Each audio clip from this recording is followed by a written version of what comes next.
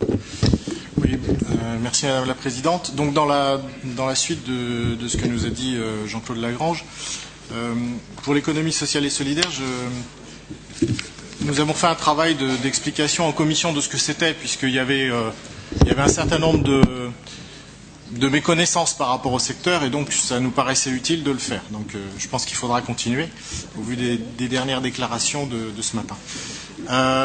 Notre objectif, il est au fond de favoriser l'emploi, parce que de quoi on parle au final? On parle de création de valeur et on parle de création d'entreprise quand on parle de SS. C'est bien pour ça qu'on est dans l'économie et qu'on contribue au schéma dont vous a parlé Jean-Claude. Ensuite, on parle d'insertion des personnes et on parle de parcours de personnes. Et puis, on parle de politiques très importantes qui sont comment on va accompagner les personnes âgées et nos anciens. C'est de ça qu'on parle quand on parle de l'économie sociale et solidaire. Alors si vous considérez que tout ça c'est de la dépense pour rien, vous avez le droit, mais je crois que vous vous trompez.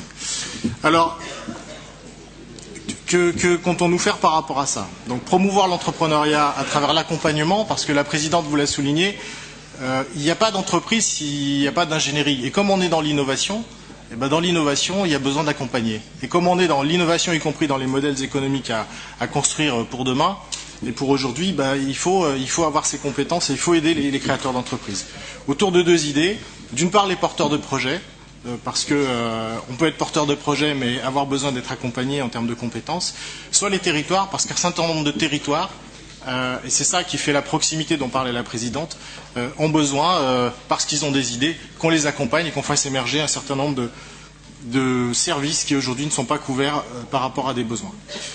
Ensuite, on a besoin aussi de développer le potentiel de l'économie sociale et solidaire et de l'innovation sociale à travers des grands projets d'envergure régionale. Donc nous poursuivrons ce travail. À travers l'économie collaborative et circulaire. Donc on a les sites GoUp, on a la conciergerie solidaire, on a le cluster Juraterie. Et puis on a la responsabilité sociétale des entreprises au prix Ralinov. Alors je voudrais dire à la personne qui s'est exprimée du Front National que nous ne considérons pas qu'il y a les méchants capitalistes, puisque dans le prix Ralinov, nous avons décerné un prix pour un management exemplaire à une entreprise qui est à Dole, une entreprise d'hôtellerie et restauration, le Moulin des Écorces. Donc vous voyez, on n'est pas du tout dans cette caricature, on est plutôt dans comment on va créer des liens et comment on va ensemble faire des choses qui nous permettront d'aller plus loin.